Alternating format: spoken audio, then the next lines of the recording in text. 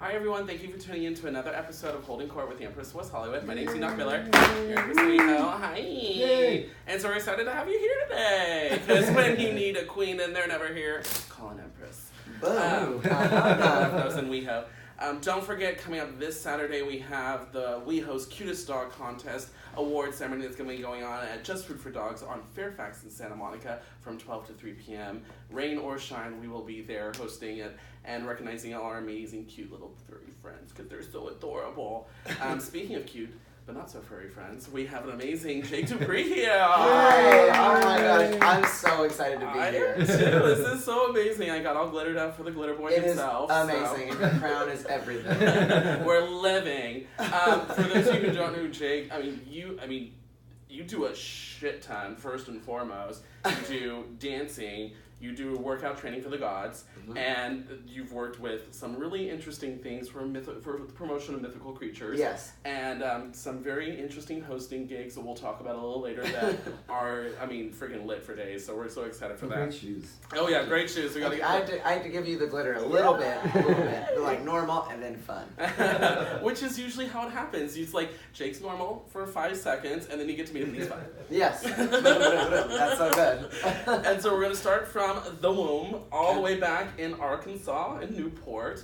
And I love these things, because we were saying this before the show, it was just like, Arkansas, same thing as Texas, same thing as all those places kind of down there in the South.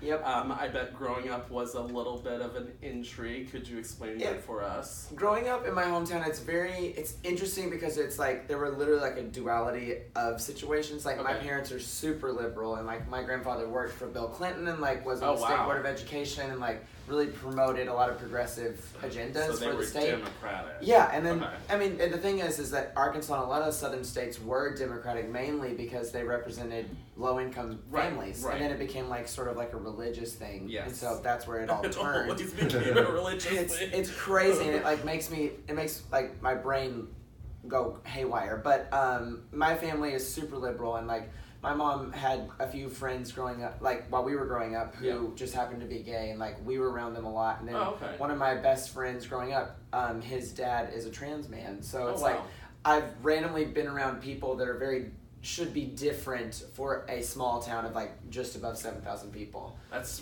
really small. Yeah, so it's like I get and then in school it was always like that's where I got people being like, oh, you're different, you're this, you're that, like putting the labels on me, where my family never did that. They just allowed me to kind of be.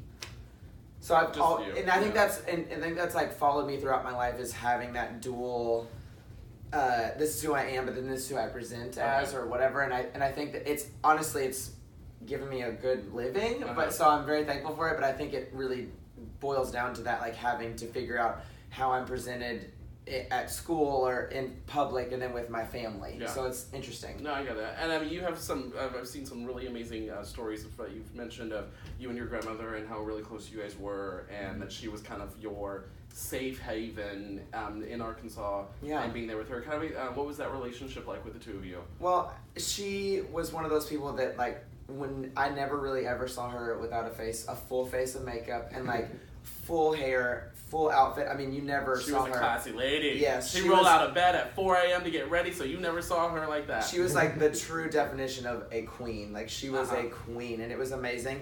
And so she always kind of just let me be me. Like she would allow me to dress up in her like nightgowns and all. She had all these crazy awesome costume jewelry, and she was also sort of a hoarder in terms of clothes. So it's like she had all these things of like a warehouse of clothes, and so we would go in there and play. It was so fun. It was dress up for days with her. And so I would just like, she would never look at me like anything but amazing, and so it's like I got this real sense of comfort and security through her, and I could always rely on her to be like my backbone and always have my back, and never think anything I did or wanted to do or liked was crazy. Right.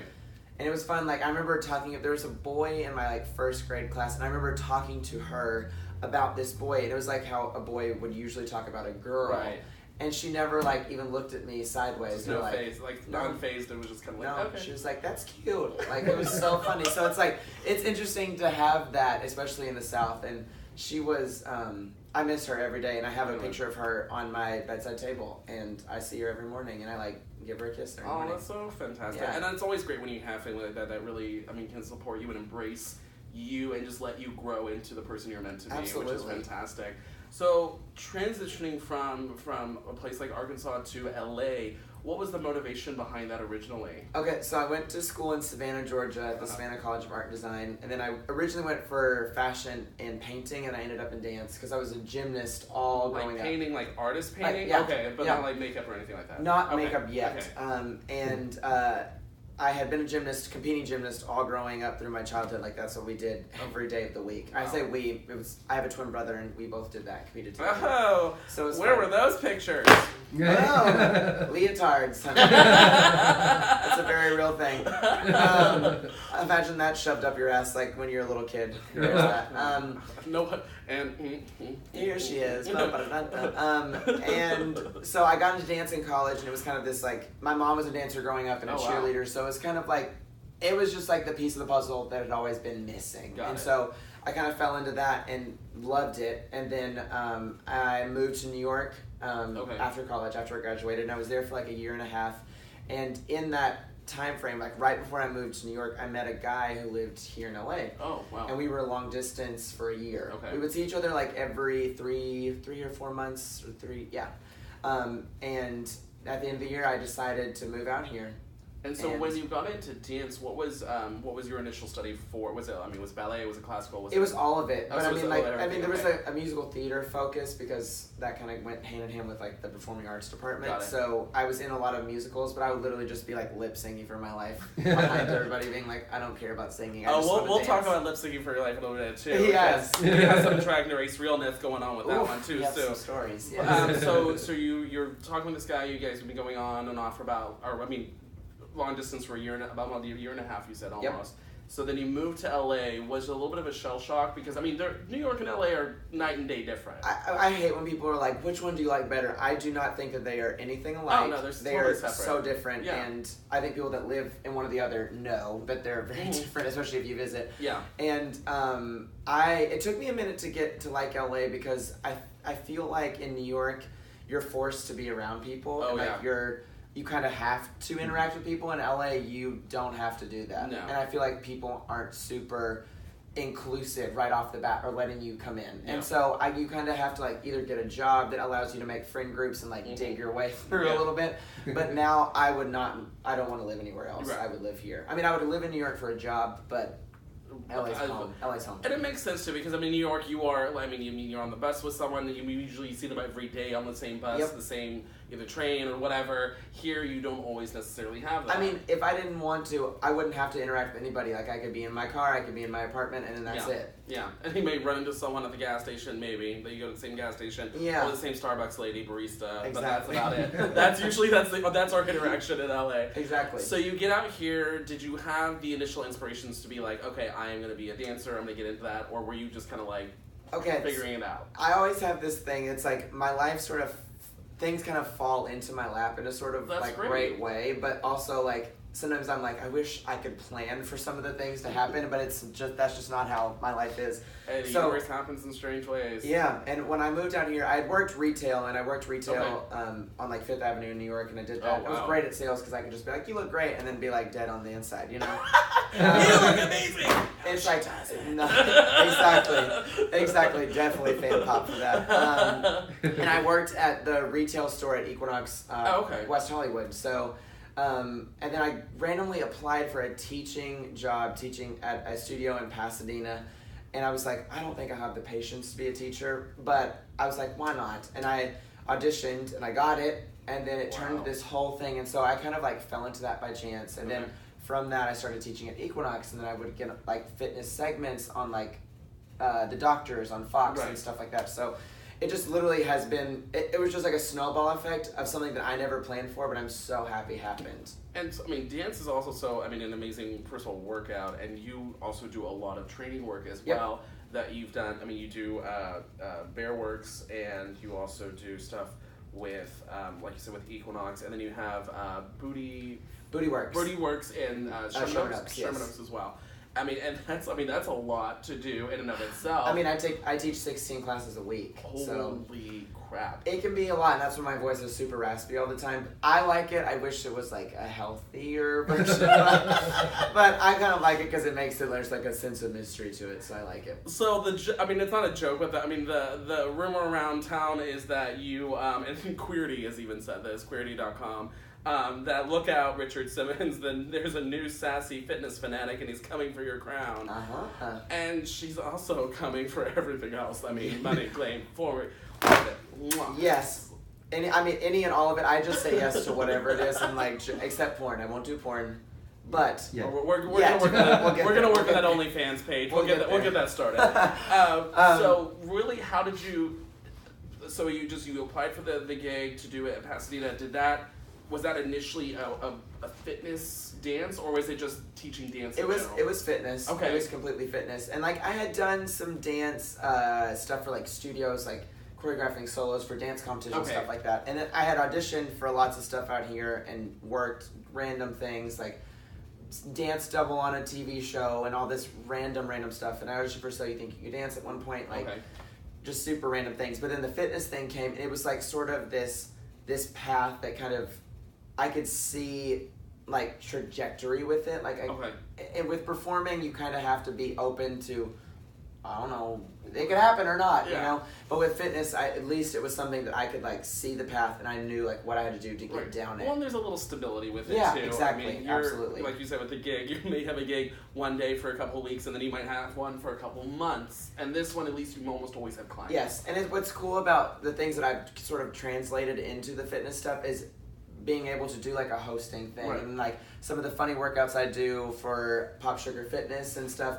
It really, that's my personality in class, and then I get to show that, and lots of people get to see it, and then I get to just teach my class, and people get to come. So it's like this weird kind of like cool dynamic where people like see me and actually can come take my class. Yeah. It's not just like a TV thing, or like where they'll never be able to interact with you. Yeah. And it's really cool because especially with Pop Sugar, I mean, if you haven't seen any of those videos are epic. Yes. My favorite one is How to Be Extra at a workout class, which I'm pretty sure that is exactly what you teach them at your workout classes. I mean, each one, I like, when I get, they give me the prompt, like, this is what this one will be about, and I get to write them out. Got it. And so, for that one, literally all those exercises are based off of people that I have, like, sort of, I don't want to say hate, but have bothered me in my class, and I'm like, now is my ironic way of getting back at them. Oh, I see. So you are used to these types of people, and you're like, set her down, honey, and now it's like,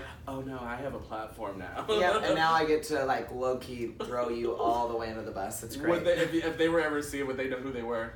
Or would they be so oblivious in their own? There's a few that it kind of like blends people, but there's a few that are very specific people, and they would probably know.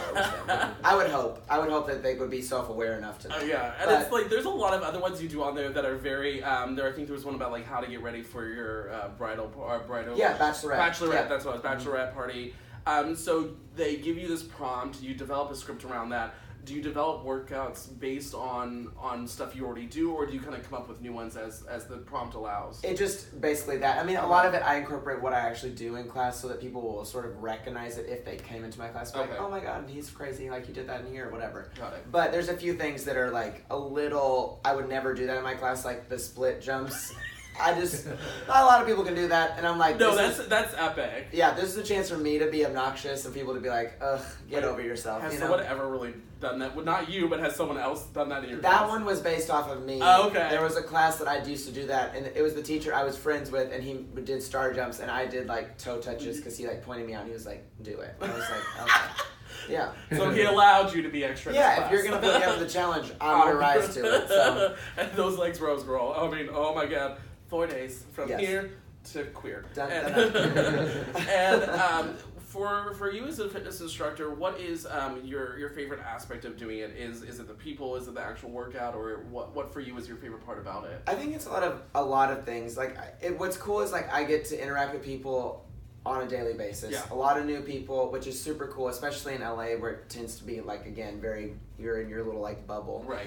And I love that. But also it's just fun to like challenge people and to see people like actually change and get better. Yeah. Or be willing to do stuff they never thought they could do. I think that's really fun. Like it's a sense of something beyond yourself. Like not just being so solely focused. Right. And like what's been fun is like figuring out, I treat class 2 a lot like my stand-up routine. Like I like work new material. Some of it doesn't go so well. Sometimes I get in trouble because my mouth can get a little ahead of me sometimes. But it's just fun. Like it's really, really fun, and I'm very, very thankful that that's my job, that I get to call my like day-to-day job. And what's your typical demographic that you usually get? I mean, obviously I'm assuming women. It's women, more women. I mean, of course there's like a few guys that come in and out, but it's mainly women. Okay. Yeah. And because I can see a lot of these ladies coming up and they're like, "Oh, he's extra." Oh yeah. And because it is dealing with these type of people that come in and they're not necessarily expecting the amount of energy you bring to it. Yes. What are their typical first reactions when they come to a class for you for the first time? It's either love or hate. Okay. Like and I think with fitness too, it's like there's a lot of insecurity that goes with it, and people have their own issues with their bodies, and like we get it. I get it, and I know that I would never want to make anybody feel intentionally uncomfortable, but I think sometimes like me pushing people, because I'm like a dominatrix in class, like that's the way I treat it. I'm like, okay, so I might need to come to a class or and, like, two. With a whip in my hand. A whip in my hand and a smile on my face. That's what it is. That's a good dominatrix there, honey. Exactly. And so it's fun for people to, I can kind of like learn how to read a room. Well, you've done it long enough. Yeah, to know and it's and sometimes I'm that person, and I've been this person literally my whole life, like where I'm like, oh, you're bothered? I'll give you more. And that's not necessarily my best quality, but I will go there sometimes. I mean, it's a fun quality. I mean, it is some people you need to kind of give them a swift kick in the ass. And like come on, like if you want to be pissy about this, I'll give you something to be pissy about. Yeah, and I'm like, if this is the worst thing that you ever can complain about in the day, I think you're doing okay. That's just my thought. Which is true. And as an instructor, I mean, you probably deal with a lot of people that come in at the beginning of the year with their New Year's resolutions and everything. What would you say to anyone ever wanting to say, oh, I want to do a resolution? What is your opinion on those things? I don't necessarily believe in resolutions, because I'm like, you're just going to let yourself down. Like, if you get off of it and you're like, ugh. I just say, like, set a goal. Like, figure out what is going to be best for you, because what is good for me might not be good for you, and what's good for you might not be good for me. So it's like, figure out what makes you happy and do that, and don't look at other people. Because like we live in such a world where it's like you're always comparing yourself to other people, especially like through social media. It's like, figure out what makes you happy, and then screw everything else. Like, just do it for you. And if you want the body that the gods want, I mean, you can always go to his classes, because they're also known as Jake the Body classes, which they are lit and work your ass out. Yes. And you try to mix things up to where it gives you a little bit of variety through a whole class? Yeah, I mean, like where I came from was like the bar, like dance-based world, so it's like working the small muscle groups that go into that, but then incorporating like big muscle groups that exhaust you. So it's literally just like two things compounding together to like make you want to throw up or die, but like in a cute way, Like in a cute way. Yeah, I love it. You're gonna die, but pretty. Yeah. Glistening, glowing goddess. It's great. I love it. And so I want to get into the next part of this, which is the part that I think struck everyone's hearts, and the love for the mythical creature community, which hopefully by the end of this we will officially be licensed to be mythical creature. You already are. Positive. You already are. So, Glitter Fantasy, yes, the unicorn, how did she come about? So, my very, very good friend who I met when I first moved here, I was doing this random hosting job where we were doing like a podcast for the Rachel Zoe Project. Okay. We would talk about the episode every week, and there were 4 of us, 2 girls and 2 guys. Okay. And the guy went on to become like the head of video at Cosmo. Oh, wow. And they were looking for, because it was like, almost a year and a half ago when unicorn stuff was like super, it was like everyone had it. It was cakes, it was candies, it was straws, it was all unicorn shit. Snot, glitter, like all of it. It was so unicorn poop. Yes, everything. So everything. Yeah. So they were looking for somebody to be a correspondent. And they were originally thinking a girl, I think, but then they were like, would it be fun? Like, it was like sort of like drag-ish. And he knew I was into mermaids. Like, that's always been my thing. And he was like, would you be willing to audition? And I was like, oh, why not? Like, who? Just say yes. It's Cosmo. Like, just say yes. Well, yeah, especially since it's Cosmo. Yeah, and so I was in my room, and I, like, put all this glitter. It looked sort of like the rough version of what it looks like now. Okay.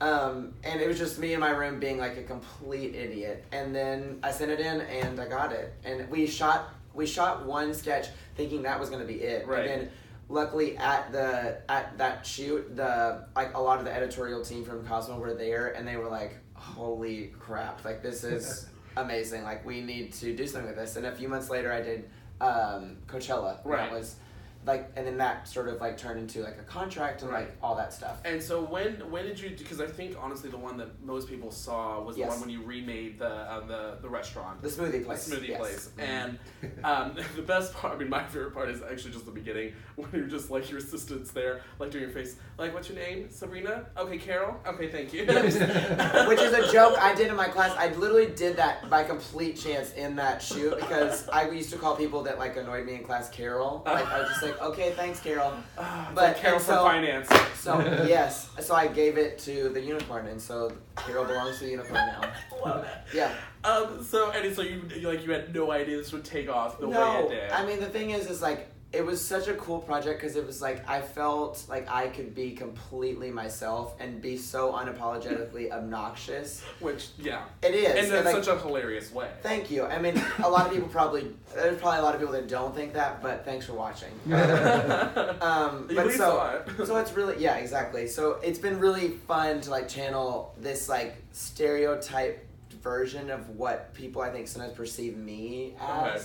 And it's like me poking fun at that, and in like a really heightened way. Which is, I mean, if you that especially that episode where you see you, I mean, you're just getting up there, you're opening the door while you're doing the splits, glitter everywhere, sequins everywhere, and I really thought it was clever because of the fact that, I mean, you made a point to make it over the top and exaggerate it, because you were trying to be obnoxious to the people that were there. Yes. As someone that was just like, who the hell is this person coming in with glitter trying to remake my smoothing shop when everything's fine? Exactly. And then the guy ends up leaving with you anyway because he thought you were amazing. Yeah. We're in love. Have you ever thought of taking Glitter Fantasy on the road and doing anything like with a stand-up routine with her? I don't know about the unicorn, but there are things that I'm currently working on with like a separate character, which is more of a drag element. Okay. That's like a wig, like a look. Okay. I still want to acknowledge the boy because I like kind of that dynamic for me. Like, this is like a dude, but it like looks really beautiful, and I like that a lot. So there's some things I'm working on, and I would love to do some stand-up stuff with that because that would be freaking hilarious. I mean, again, the shell shock factor of people coming into a show and seeing you, and you're like, oh, we're gonna be doing unicorns today. Like what is happening? But also, I'm into it. And it's an amazing backstory for Glitter Fantasy because. I mean, you've got to go read it. I don't know if you have it up on your website, but I found it out there in an interview you did. And it's basically, Glitter Fantasy was born out of wedlock between two unicorns trapped in a circus. Yep. Love, pregnant. Your mother is actually the queen from Unicorn, or the princess of Unicortopia. Yes. And she comes back, they make you this big amazing prince out of the whole land.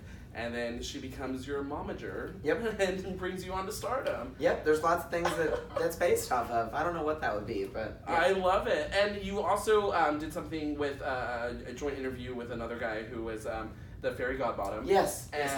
Which was absolutely hilarious. And you did see, just a couple, like you were saying before, there was this surgence of these people doing these mythical character types. Did you, what was your opinion on that coming to light of you deciding to do the unicorn and people deciding to do the Fairy Godbottom? Was that something just out of the blue, or was it a trend you were starting to see among a lot of people? I mean, I read this really awesome article that a friend of mine sent me right after I had started doing the unicorn consistently, and it was an article I think by Nylon magazine, and it was talking about in times of people feeling oppressed or repressed or anything like that super playful things and mythical creature things and pink, a lot of those colors really come to light because people need an escape, basically this heightened beautiful, crazy version of reality. Right. And it's super fun, like, because that's normally like what I'm always drawn to. Like, even as a kid, I was like super into pink, like Barbies, like I loved it all. So it was like, it's fun as an adult to get to see that and to see other adults being like, we're down with that, and we're like, I'm like, that's the kid that you were, like, as a this little child. Like, I see that now, and so like, that's fun. I love that. So when the video came out and everything that, especially Coachella, what was your initial reaction from people coming up and having you come up and interview them? What were they just like awestruck, or were they just kind of like, what the hell? it's I think it's more like, this person is crazy. And what's really fun is, like, I can get people to say some crazy stuff. Oh, I can imagine. Because people are like, I will never appear or be as crazy as him. Okay. So I can say and do whatever. And then I'm like, and then I just sit back and watch. So you're just like it's so fun. It's like very funny. Like super. It was like a cool experiment in like human interaction too. It was like I loved that. Like that was one of my favorite parts about it. Is like seeing people's like guard be let down because of me. I loved that. What would you say is I'm not gonna say crazy, it's the most interesting thing someone said to you that you were just all like, that came out of your mouth? I mean, there's been lots of things where people put hands where they don't belong, like inappropriate things. I can imagine. Like, and it's like, I think in like a sort of way, people treated me like a novelty item, like I belong to them in a sort of way, so they would say and do things that they probably wouldn't, I would hope they would not normally do in regular life. Right. So I've heard lots of inappropriate like sexual things, and it's strange, but I don't know. It's like I don't know if I'm asking for it because that's what the unicorn was, is very sexual, like very intense, but it's also like there's a person behind that. So it's like, you're still a human being. Don't do that. Yeah. So there's been lots of that, which is really interesting. And was it a lot of the gay community, or was it actually not even remotely the gay? It was more gay people, and then also straight girls too. Okay. They're, like, drunk. Yeah. We've been to the Abbey with those bachelorette parties Yeah, before. It's not a gay club anymore. Unfortunately, no. No. Stay away. Yes. For what you anticipate with Glitter Fantasy in the future, is there anything besides like Cosmo or something you would want to take her and kind of play off of something else to still do, like, were you doing interviews or anything like that, or any other business makeovers? Yeah, I mean, there's a few things I wish I could talk about, but they're like NDA bullshit. I know, and I hate that. I hate being like, there's things, but there's some cool things happening, and one of them is with Hearst, and it's which is the company that owns Cosmo and all those magazines. Yeah. And there's another opportunity that would be like a boy in makeup opportunity. Okay. That would just be like more me. Got it. So, and it would be an interview, like hosting type of situation. Oh, fantastic. Yeah. And are you anticipating ever doing anything to do with, like, I mean, the Cosmo is obviously about lifestyle and everything that goes along with that. Anything to do with, like, any makeup tutorials? Yeah. I mean, I know you do lots of the stuff with the training, obviously, but makeup or anything like that? There's some interesting things that I've been wanting to explore in terms of, like, putting out my own content, in terms of, like, workout content and makeup lifestyle content. Okay. And I think that's the space that I want to live in continuing on. So I think I'm trying to figure out a way to incorporate it all in a way that's cohesive and for people that will want to watch all of it. Yeah. So I don't want to just put anything out there and just be like, well, let's see what sticks. I want to put like something really good quality out there. So there's some things I'm working on. And it's I want to get your opinion on this too, because it's becoming a more popular trend around not just the LGBT community, but the community where they have a lot of either young men or young boys going out there and doing makeup tutorials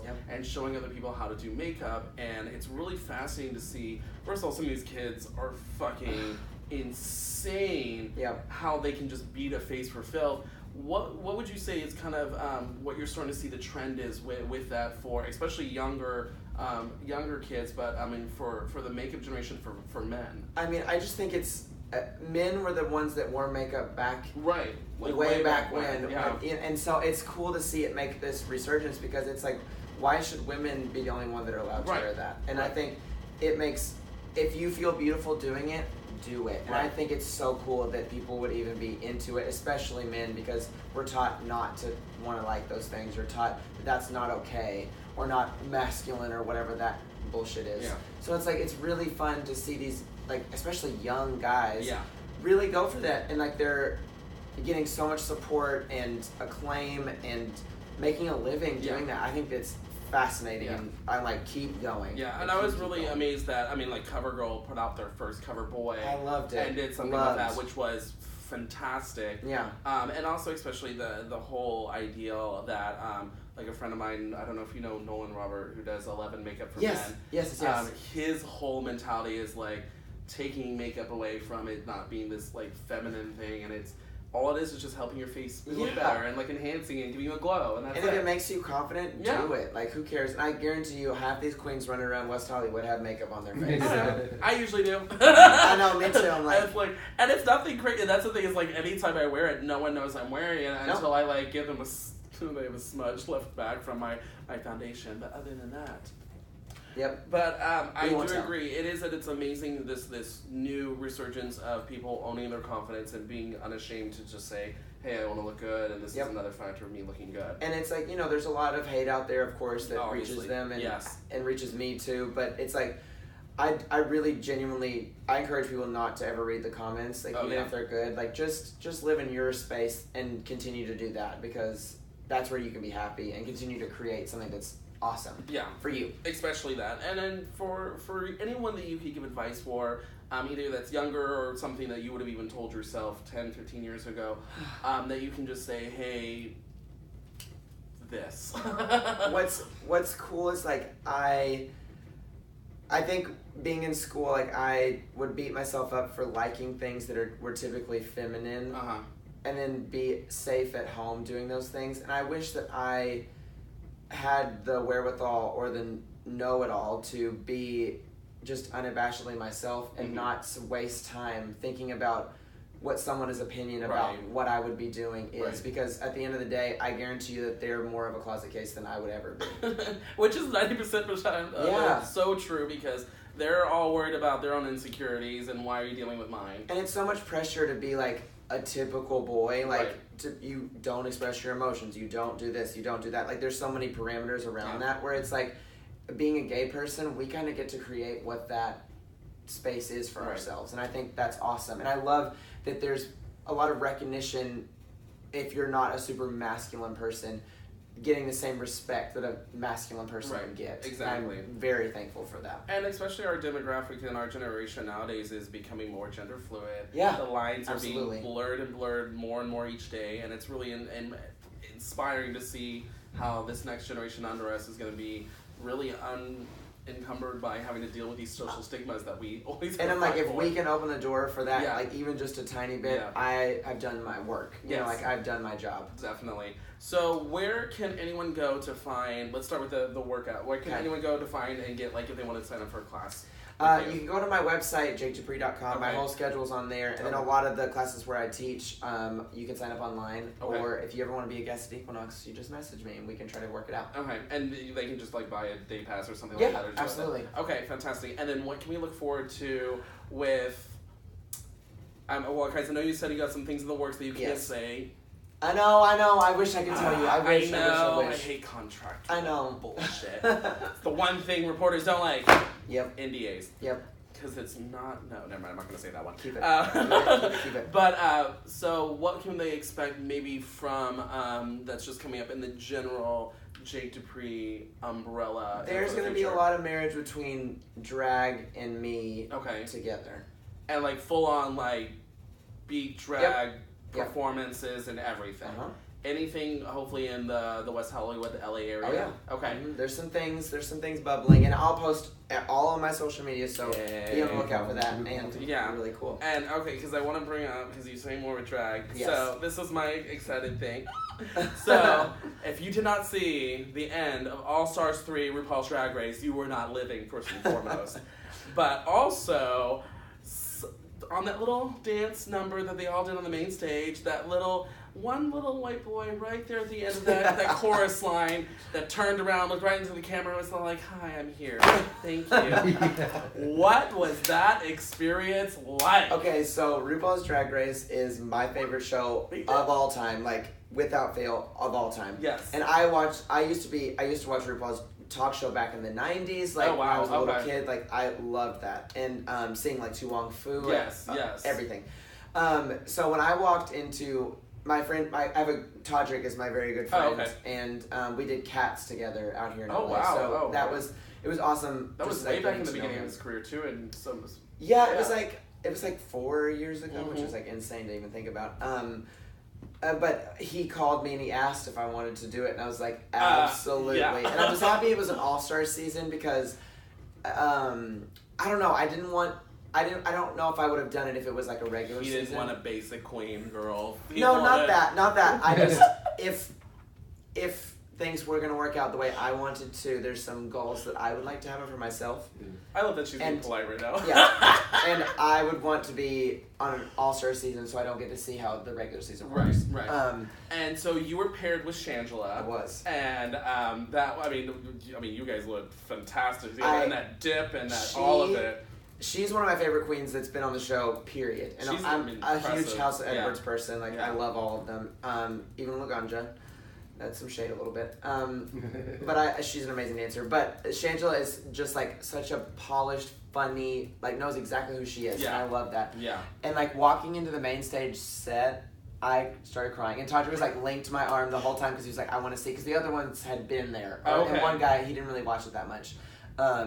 And Todrick linked my arm. He was like, I want to know, like, I want to see your face the whole time. And I started crying, of course. Because I was just really emotional because it's like to see it and to like, it was just crazy, and then to see them come out, I think people, like, so many people wrote to me on, like, Instagram and Facebook, like, being like, your smile was so infectious. It was like, literally, I could not stop smiling. Oh, well, you could tell. And I was like, I was really nervous. Like, I left, and I was like, I probably look like a crazy person. Because even that moment to the camera, I legit was like, I don't even know what this looks like. It looks like Glitter Fantasy without her horn. I was really nervous that I was gonna look bad. I really did. And I was so happy with the way it turned out. And just to like, I was just like, watching that, I can see exactly like how I felt, and I'm so happy that exists for me. Oh, for sure. And I mean, it was totally, kid in a candy store.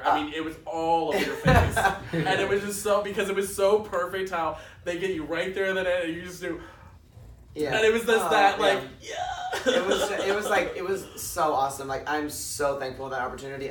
It was 2 days of shooting. We did rehearsal. We did the main stage, and we rehearse, and we shoot it. And we literally shot that twice, and that was it. Wow. So they're all professionals. They all know, get your number, get your and what's crazy, it's like, it's for people that, a lot of the queens from the show, they're always like, it's a race. Like, it's so hard. And it is, witnessing it in person that is so true. It is thrown at them so quickly. And if you're not a dancer, like a performer or something like that, I would be very overwhelmed if I weren't naturally inclined to do that. Yeah. It's just, it was crazy, like, witnessing it. I loved it. And after we shot our thing, we were, like, kicked out, so I didn't know who made so you didn't know two or whatever, and I didn't even know how that was going to be working. And so to see it play out, it was really cool. I didn't know that. So what was your reaction when you saw it come out on TV? I was watching yourself live. I was really heartbroken that Shangela wasn't at least in the final two. Yeah. Like, that broke my heart. And to see her face, like, when she found out that she did, I was like, I started tearing up a little bit. Oh, another reason, I wanted to say this too, like, when I first saw RuPaul, when we were waiting for the queens to run up to the main stage, seeing RuPaul in drag for the first presence. It is, I can't even describe to you what that feels like. It is like you're witnessing an alien. Like, the most beautiful alien. I mean, she's like 7 feet tall. Like, I was like, because we all had eyeliner on, and I was like, don't cry. And like, one of the guys behind me, I like turned to him and was like, I can't look at her. I can't look at her. I was like, I got my moment, and like, I can't look at them because I'll be like too distracted and like not. Like, forget everything I'm supposed to do. Yeah. Well, it just, again, she lives around here and comes around here a lot, so we see her a lot, and it's just out of drag. Is this tower of a man. Tall and slim, and the fact that she's so, like, slender and, like, slender built, it just makes her look even taller. Yeah, she's so cute. Like, gigantic. And it's a little, you walk by and you're just like, Yeah. I had a really interesting run-in with her in New York when I lived there. I was coming out of getting my haircut, and I literally ran like smack into RuPaul, and I was like, it was this tall person, and it didn't hit me at first because he had a hat on and like sunglasses, and I was like, oh my, and I like froze like on the sidewalk, and like it just didn't hit me that like that was RuPaul, and I was like, this is insane. Like I've looked up to this person for a long time. Yeah. And there you were. That's fantastic. And I mean, that's an amazing experience again, and it's, I mean, Drag Race has taken off light years from where it was in the very first episode, and I mean, especially seeing from where BB Saharbane was from season 1 to now. I mean, just those are the quality of queens they have. And I wish that people would not, because I saw a lot of mean comments, especially for Kennedy and BB too, like online, and I'm like, I really wish people could know, like they are some of the nicest people. Like, for sure. At the time we got to spend like rehearsing with them, it was awesome because getting to know them as a person was really cool. And BB is lovely, like lovely. Yeah. I've heard nothing but great things about her. Same thing with Kennedy. I've met Trixie. She's phenomenal. Yeah. Shangela as well is always really nice in person. Shangela's exactly who you want exactly. her to be. She's the same on TV as she is in person. I mean, there's no difference. No. At all. I heard she will cut a bitch if you mess with her wigs backstage. Other than that, she's the same. Deservedly so. And so, if you were to do something in the future, would you do a regular season of Drag Race for any kind of performances or anything like that? Well, I was asked to do season 10, and I was shooting in New York some glitter fantasy stuff at the time, so I couldn't do it. But if you had the opportunity to do, would you do like a regular season? Like competing? No, not competing. Being a dancer or being a part of the entertainment with them. Would you be pit crew? I don't know. I'm open. I say yes to a lot of things. So I'm like, if it's presented, I say yes. Ladies and gentlemen, she's open. Yeah, she's open, willing, and able. Which is fantastic. So you need to go JakeDuPree.com. Follow him all over on social media. I mean, it's Jake DuPree on everything. It's Jake DuPree. It's very original. Yeah, it's very. Well, no, I hate it when they make it so complicated on other things where it's like Instagram is My Love Fantasy Real 21/7 tongue pop. Yeah. It's just make it simple. Keep it simple, stupid. Yes. Thank you. Kiss.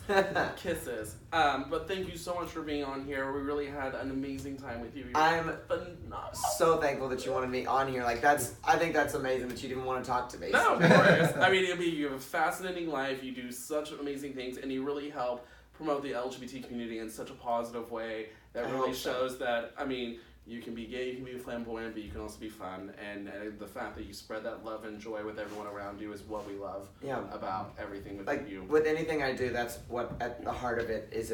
That's what I want it to be. Yeah, so and it's thank fantastic. You. We also want to do a special thank you to GayLifeLA.com for making this happen, as well as Kings Road Apartment Homes for the beautiful space you see here today. Yes. And don't forget, Saturday, April 7th. 12 to 3 p.m. at Just Food for Dogs on Santa Monica and Fairfax. Go check out. There will be lots of cute puppies and other doggies. You won't want to miss it. Don't eat them up. It's so adorable. Well, thank you so much, guys. We'll see you next week. Bye. Yay.